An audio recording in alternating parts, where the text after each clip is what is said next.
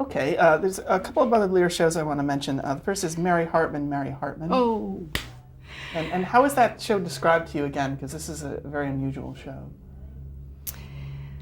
I don't know how it was described to me, but the script was sent to me, and I said, oh my heavens, it's the small crossroads where I'm restoring our family household. I mean, it was, all the characters are there,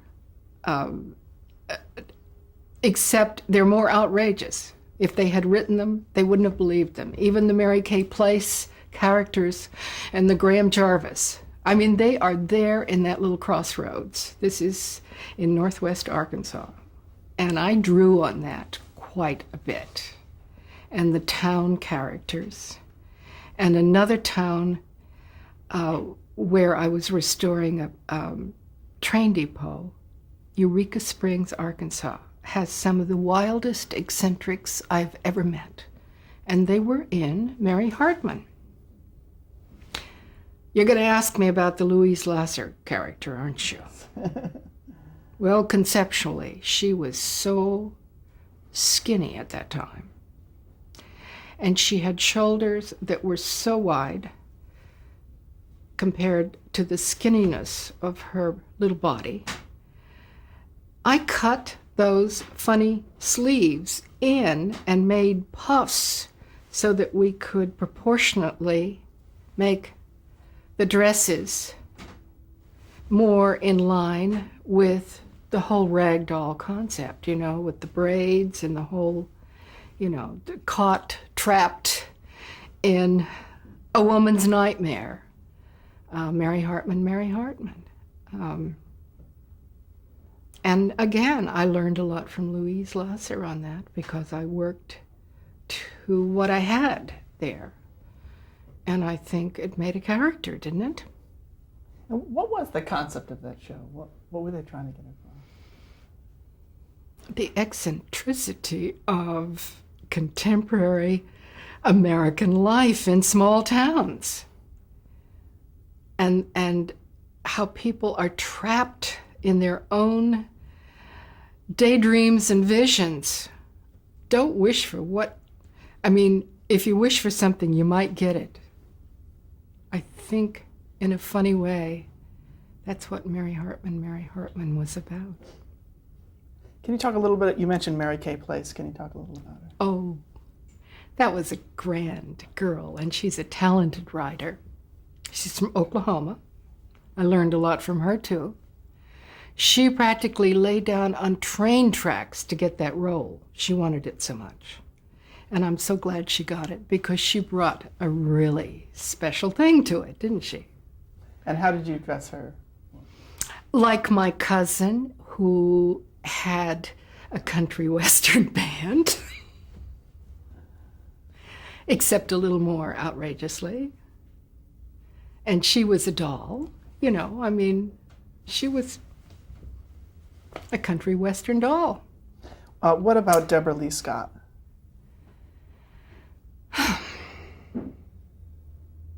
Help me. She played Kathy. Oh, the confrontation. Yes, they were constantly. Yes, I'm so sorry. I don't remember. What about the men on the show? How were they costumed? Well, there was Greg was the high school captain of the team and every girl's dream, who went a little paunchy, didn't he, in middle age. Graham Jarvis was everybody's nerd until he married his dream girl. Well, actually, until she caught him. I'm trying to think of some of the other men. Was there also an attempt to do the contemporary things, the laser shoots and things like that? Well, it certainly was that time. And I think that's one show that we did try to do fads on occasionally. Greg's wasn't a fad. I mean, everybody has their baseball jacket, even Gene Hackman.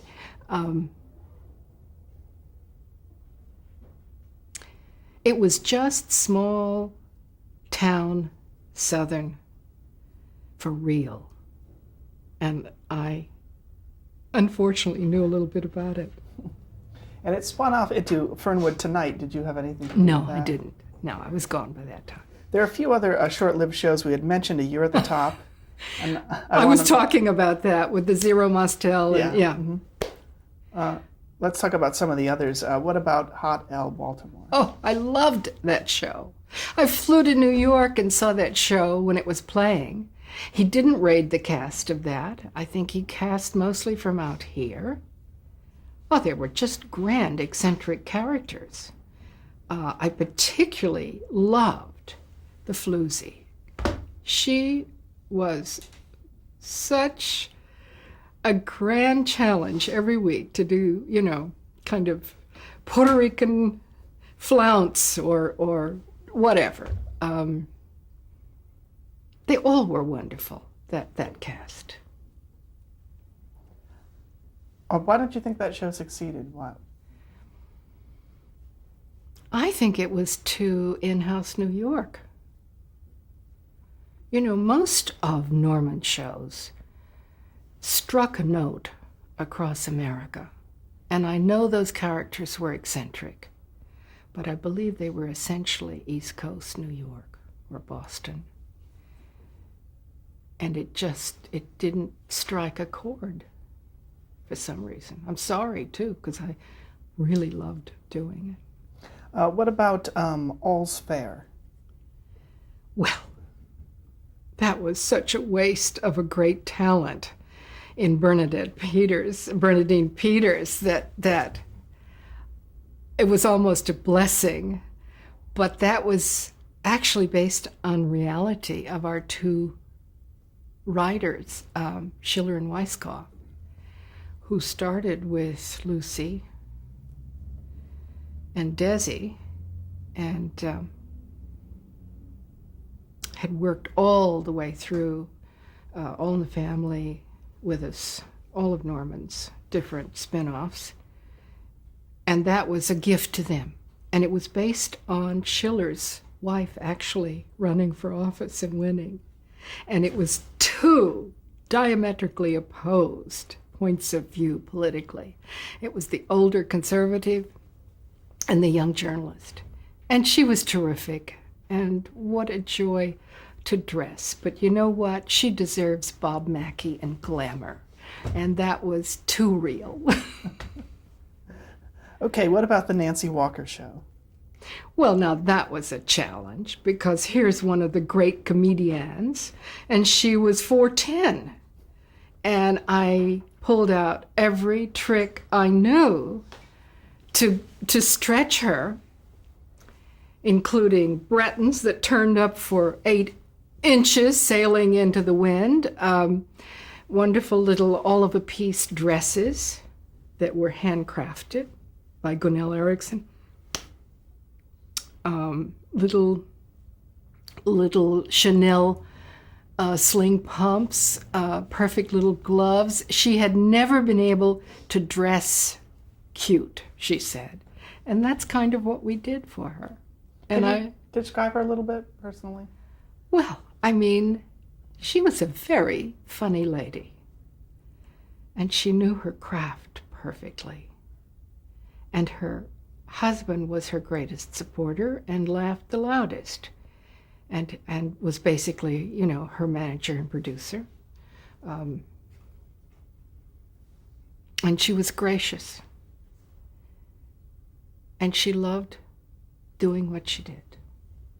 And I think probably was one of the most appreciative people I've ever dressed. It was a great pleasure. Some during the 70s, somehow you managed to do some feature films. I would sneak out on hiatuses, if you can believe it, and do westerns with Richard Brooks, or Cinderella Liberty was one of my favorites in Seattle with Mark Rydell, James Caan, Marsha Mason's first film, and Eli Wallach. Oh, what a cast.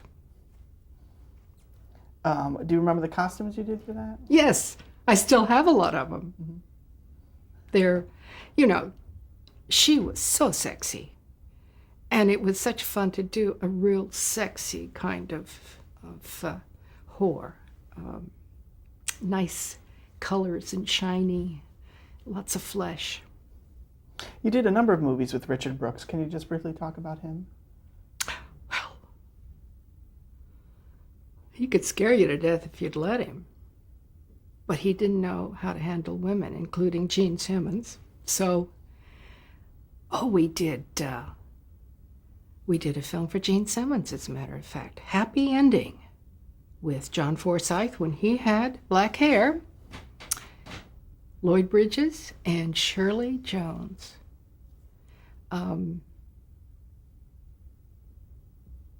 It was about a marriage breaking up and about drinking. And it was fun to make and a lot of fun to see. The Westerns, on the other hand, I think he's a master at Westerns. My first Western in life was The Professionals, after all of those television Westerns. And I didn't even get credit on that show, come to think of it. But it is still one of the most memorable Westerns I've ever done because of the little Latino lieutenant, the woman, all fire and spit, and a great cast. Jack Palance was good in that. Bite the Bullet was, with Gene Hackman and Charles Coburn, and I forget all of the cast, but that was down and dirty. Out in the desert with one man, the two of us. A lot of horses. A wonderful show that I don't even know whether it ever went to television even, was with Amanda Plummer and Burt Lancaster and Diane Lane as a newsboy, that young, and Scott Glenn and John Savage. It was quite a cast, and some of the best Western costumes maybe I've ever been able to do. Was that the Catalani? Catalani and Little Britches. Yeah. And you did research in your own town for that, or? No, I did research. Well, that was going to go to Eureka Springs, which is where Bill Doolin was actually arrested. And the bathhouse where he was arrested is still there. It's an ice cream parlor today. But did we get to go to Eureka Springs? No, we went to Mexico. Now, how did you make the transition from Lear's shows into making more movies? Well,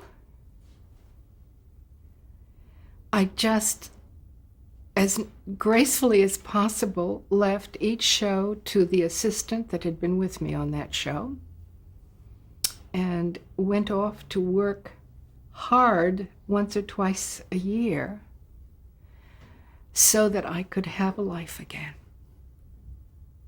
And I think Norman probably appreciated that fact.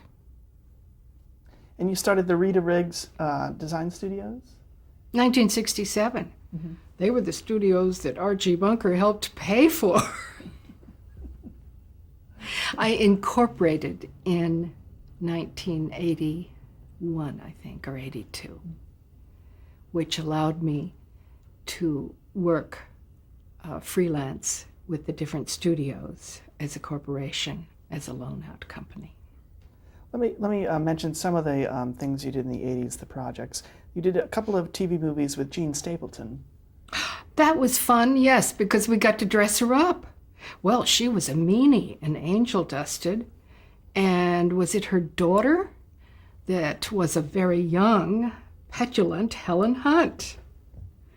And Jeannie's son, Bill Putch, and John Putch, and he's now a very good director, mostly at Disney, I think. His father, Bill, was a theater director. What about Yes, Giorgio? Oh, I finally really got to work with Mr. Franklin Schaffner on a one-on-one basis. and had the challenge and the pleasure of being flown to Miami to meet Pavarotti and measure him. Fortunately, I took 2 tape measures. He gained 85 pounds in the course of 3.5 months filming.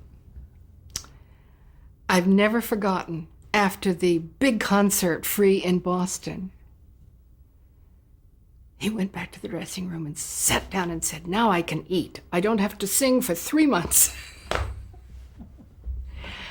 I loved doing all those clothes. The show was not successful. And I'm sorry, because I think it broke Mr. Schaffner's heart. Because it should have been very funny. And actually, I think Pavarotti, as much as we loved him, was quite vain about his weight and his music. And it fell through the cracks at MGM at a time when I think Barry Diller left. Those are all nonsense things. But you know what? We got that tenor on film for posterity. And I actually had the great gift of designing Turandot. Now, most people probably figure we borrowed it from the Met, but I actually enjoyed making that and the research from the Boston Asiatic collection and making it at MGM. And I haven't seen it in a long time. I wonder how it holds up. What about a series you did called He's the Mayor? Oh, for heaven's sakes. Well, when Norman was writing, he sometimes didn't realize he was driving a car on the way home or something. And after ending up on somebody's front lawn and almost through their plate glass window, the insurance company said, if he ever drives again, we will not insure the shows. And he said, I can't deal with a Teamster. So they got students to drive him to and from all the way. So now I was racing with the drivers from CBS to NBC, et cetera, et cetera. You have no idea how many of those drivers are today producers and writers, because that was the best school you could get. And his first driver was named Sandy Veith, and he made me promise him that if he ever sold a series that I would costume it. Well, he called in the favor and the promise, but it was a pleasure. Okay, let's talk about a few things from the 1990s. First, Texasville. Yes. 2 friends that are the most loyal friends you could ever ask for. 10 days before that started shooting, they said, yes, we'll go with you. And we backed up a truck to my studio. And Peter Flaherty, a Bostonian, and Liza Stewart from All in the Family went with me to Texas. And to see Peter Flaherty in Texas was really something, particularly in red cowboy boots on a horse. It was a pleasure because one of my favorite films of all time has been Last Picture Show, and in black and white. And Peter Bogdanovich really wanted to do the sequel, Texasville, in black and white. But the distributors insisted on color. Commercially, they said black and white never makes any money.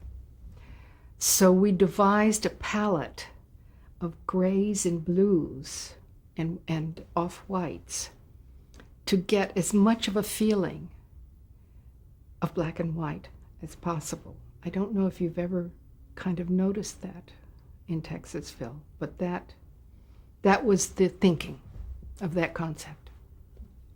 And besides, Peter Bogdanovich does not like brown. Can you make a Western without brown?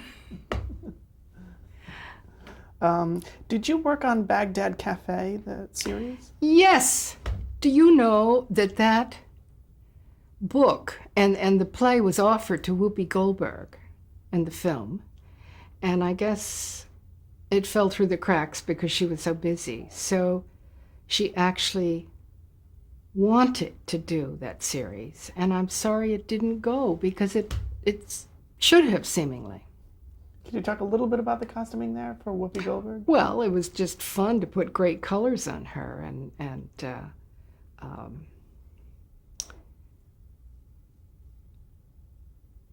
all the people around her. Ben Edwards was the production designer, and again, we just loved making a cohesive picture. She doesn't like, I think, to dress sexy, you know, and we really tried to make her look as feminine as possible. And what about Gene Stapleton on that series? Well, I guess that's why I was there, isn't it? That and Paul Bogart. Well, it is forever a pleasure to work with Jean. And you know, she is a loyal friend to this day, even though she's now moved back to New York. It was a great pleasure to do her for that show because we could make her pretty, as we did on Isabel's Choice and some other things that she did. She loves green, and she looks great in it. How about Neil Simon's Broadway Bound?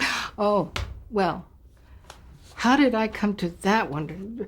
Paul Bogart, again, was the director. And what a cast. Anne Bancroft, Hume Cronin. I mean, Jonathan Silverman had his series, didn't he?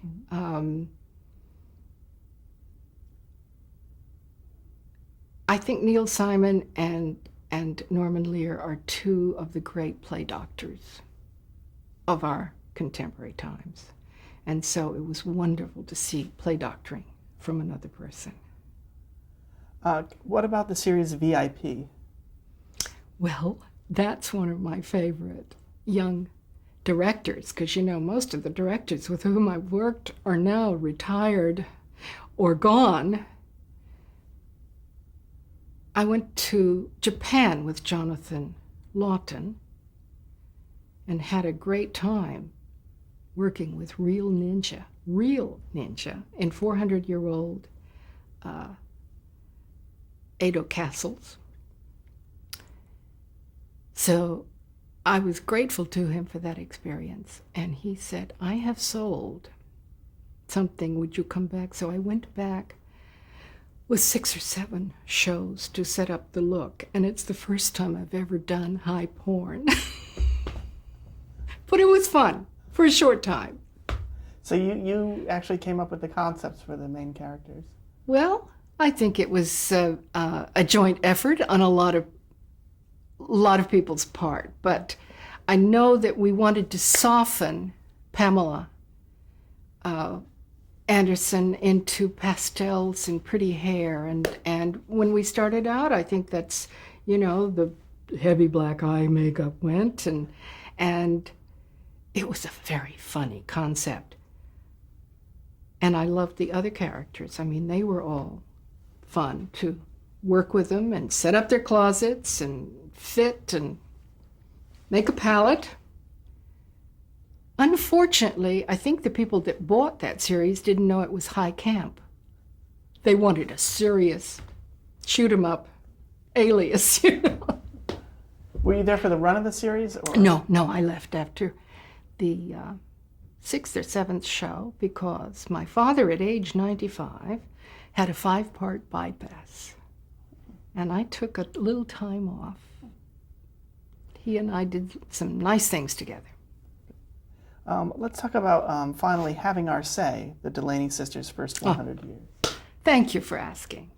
That's probably the show of which I'm proudest of all the years, because it says so much about age and ethnicity and perseverance, education, dreams, honesty. And I just never forgotten what Ruby Dee said as she's exercising on the floor at age 103. I just hate getting old. But it was such a great commentary on lasting a century. And my dad did. And I think for that reason, particularly, I loved doing that show. And because it was with a group of people that are friends, truly great friends. The director, Lynn Littman, has been my friend of 35 years. And I think what we produced on a ridiculously small budget, because, again, we had to put that show together so fast that I backed up a truck to my studio and was able to loan a lot of clothes to that show. And again, when you can do that, then that money can go maybe to scoring or to something else that, really makes a great cohesive production. And that's the way I felt about that show. I think that I did make a contribution to that show, and those two women were super. You won't get a cast like that together again. Did the costumes cover a long period of time? 100 years. And I had to do them off the seat of my pants. I wouldn't have had time to do research because we simply went to North Carolina and started shooting. I mean, in a dirty little fitting room with Audra McDonald and Ruby Dee and Diane Carroll and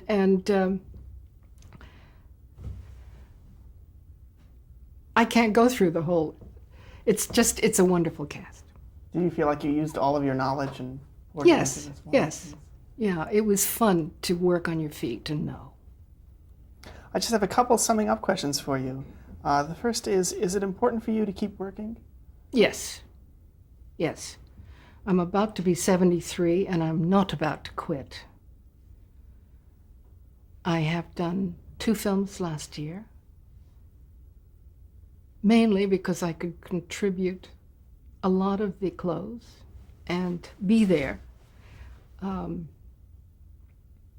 Because they're shows that are saying something. They'll probably go to Cannes or Venice Film Festival, and they say a lot about the human condition. I guess that's what I look for in the scripts too. What advice would you give an aspiring costumer? Oh my goodness. Wear comfortable shoes. Be strong, durable, listen, learn,